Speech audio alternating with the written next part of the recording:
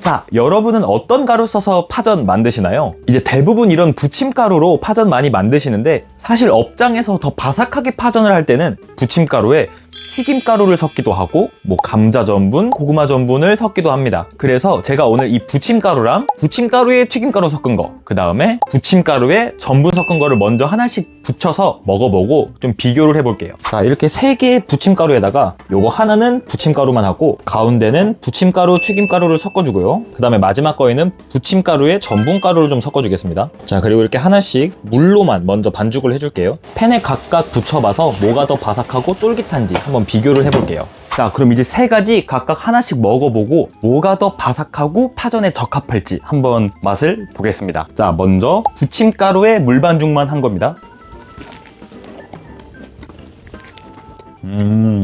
자, 먼저 부침가루는 저희가 전형적으로 생각하는 그런 전의 맛이 납니다. 가장자리는 바삭하면서 속으로 들어가면 쫄깃한 그런 맛이 납니다. 자, 그러면 이 부침가루에 튀김가루 섞은 거 더 바삭할지 한번 먹어보겠습니다.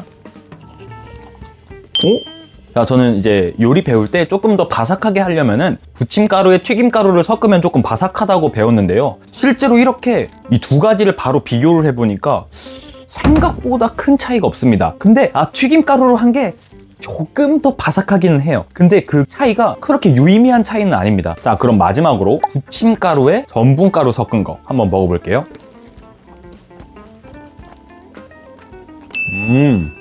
자, 이 전분가루 섞은 것도 그냥 부침가루보다는 조금 더 바삭하긴 한데 그것도 그렇게 큰 차이는 아닙니다. 또 이거는 전분가루가 들어가서 속으로 들어가면 좀 더 쫄깃해지는 장점은 있습니다. 자, 그래서 이 부침가루로만 한 거, 그 다음에 부침가루 튀김가루, 그 다음에 부침가루 전분가루로 한 거는 물론 2번, 3번이 조금 더 바삭하기는 하지만 그렇게 큰 차이는 아닙니다. 그래서 그냥 집에서 파전하실 때는 그냥 부침가루로만 하셔도 괜찮다 라고 결론 지을 수 있겠네요. 자, 그럼 이제 이 부침가루로 파전을 할 건데 여기서 한 가지 더 확인해야 될 게 있습니다. 보통은 물로도 많이 하지만 이런 탄산수나 소주로 하면 조금 더 바삭해진다는 건데요. 이것도 집에서 일일이 해보면 번거로우니까 제가 여기서 빠르게 비교해보고 알려드릴게요. 각각 부침가루에 하나는 소주로 반죽을 하고 하나는 탄산수로 반죽을 할게요.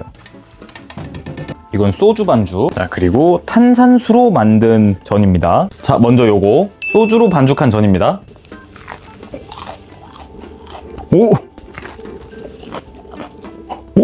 이거는 많이 바삭한데요? 와, 진짜 바삭합니다.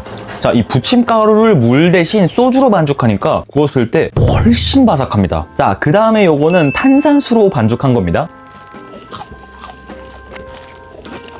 자, 탄산수로 반죽한 것도 물로 반죽한 것보다는 더 바삭한데요. 근데 바삭함으로 따지면 소주로 반죽한 게 가장 바삭하고 그 다음에 탄산수, 그 다음에 물 순서입니다. 왜 더 바삭거릴까요? 이 소주로 반죽했을 때 바삭해지는 이유는 알코올의 끓는 점은 물보다 낮은 78.3도로 반죽이 기름에 닿았을 때 수분이 더 빠르게 날아가면서 반죽이 더 바삭해질 수 있습니다. 근데 이 소주로 했을 때 단점은 전을 하는 도중에 알코올은 대부분 다 날아가지만 100% 날아가는 건 아닙니다. 그래서 알코올에 민감하신 분들은 추천드리지 않아요. 자, 그러면 탄산수로 했을 때는 왜 더 바삭해질까요? 탄산수의 이산화탄소 기포가 반죽을 했을 때 그 반죽 안에 작은 공기층들을 여러 개 생성하는데요. 이 반죽을 구웠을 때 그 작은 공기층이 안에서 그대로 구워지게 되면서 씹었을 때, 전을 먹었을 때 바삭거리는 식감을 얻을 수 있습니다. 자, 그러면 파전 바로 시작할게요. 자, 시장에서 깐 쪽파 한 단 사왔습니다. 원래 안 깐 쪽파를 까서 하는 게 파가 더 야들야들해서 맛있는데요. 그러면은 너무 힘드니까 그냥 깐 쪽파로 하셔도 맛있습니다. 자, 요거 쪽파 150g입니다. 먼저 쪽파는 뿌리 부분을 중점적으로 씻어주세요. 그 다음에 이파리 쪽도 잘 씻어가지고, 자, 이 파는 파전을 부쳐보면 생각보다 이 줄기 부분이 질긴 경우가 있는데요. 그러니까 너무 길게 썰지 말고 적당히 짤막하게 썰어주시는 게 좋습니다. 파 썰어준 거 볼에다가 담아주고, 자, 그리고 느끼함을 잡아줄 청양고추 1개 썰어서 넣겠습니다. 청양고추를 크게 썰면은 중간에 씹히면서 매울 수가 있으니까 이거 반을 갈라서 자잘자잘하게 썰어주세요. 그리고 홍고추 하나 넣어서 파전에 색감을 좀 넣어줄게요. 자, 그 다음에 해물파전이니까 해물은 원하시는 거 넣어주시면 되는데요. 해산물은 구우면 물이 많이 나오니까 조금 더 바삭하게 하겠다고 해산물을 물에 데치고 하시는 분들도 계시는데요. 그렇게 되면 해산물에 있는 감칠맛이 빠져나가서 오징어가 맛이 밍밍해지니까 오징어 몸통 반개 잘 썰어서 키친타올로 물기를 쫙 제거해준 다음에 넣어주세요. 자, 그리고 부침가루에도 간이 있지만 그 부침가루 간으로는 살짝 간이 모자릅니다. 그러니까 맛소금 4분의 1스푼. 자, 그리고 여기다가 부침가루 종이컵으로 1컵. 자, 그리고 탄산수 1컵. 보통 물이랑 반죽은 1대1인데요. 근데 해물파전은 이 가루의 비율이 높으면 조금 더 바삭거립니다. 그러니까 가루 듬뿍 1스푼만 더 추가해주세요. 자, 이제 가루를 위아래로 살살 잘 섞어주세요. 근데 이렇게 질문하실 수도 있는데요. 가루랑 탄산수 먼저 반죽 안 하고 왜 순서를 마음대로 하시나요? 라고 하실 수 있는데, 이렇게 가루가 완전히 안 풀리고 좀 뭉쳐있는 것들이 구워지면 조금 더 바삭거리는 식감을 냅니다. 너무 완벽하게 섞어주시려고 하지 말고 그냥 대충 슥슥 섞어서 반죽을 만들어주시면 됩니다. 자, 보시면 파전 반죽이 여기 이렇게 물이 안 나오고 되게 꾸덕꾸덕한데요. 그냥 파에 밀가루가 달라붙었다 하는 그런 느낌이 나와야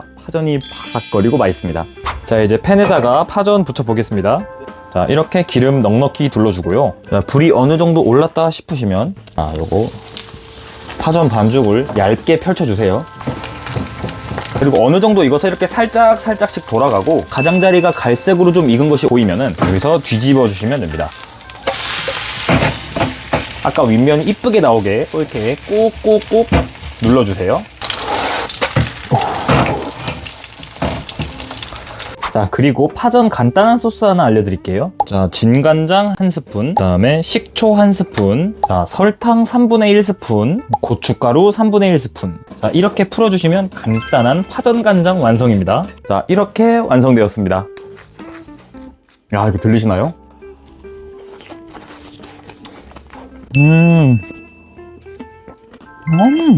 야, 이게 반죽은 바삭하고 오징어는 감칠맛을 그대로 내뿜고 있고 파향도 향기롭고 진하게 올라오는 게 너무 맛있습니다. 자, 이렇게 오늘 파전 만들었는데요. 자, 결론적으로 오늘 부침가루로 만든 거랑 부침가루, 튀김가루, 부침가루, 전분은 튀김가루 섞은 거랑 전분가루 섞은 게 조금 더 바삭하지만 큰 차이는 없었다고요. 자, 그리고 물, 소주, 탄산수는 소주랑 탄산수가 훨씬 더 바삭거렸지만 소주는 알코올이나 소주의 향이 다 안 날아갈 수도 있으니까 예민하신 분들은 탄산수로 해주시면 조금 더 바삭하게 파전을 만드실 수 있을 것 같습니다. 자, 오늘 여기까지고요. 다음번에 조금 더 유익한 정보로 찾아오겠습니다. 오늘 추추의 한 끼 식사의 추추였습니다.